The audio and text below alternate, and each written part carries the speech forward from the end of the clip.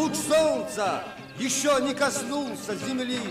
Раньше, чем птицы, проснулись они. Привыкли рассвет встречать старики, почтенные люди горной Чечни.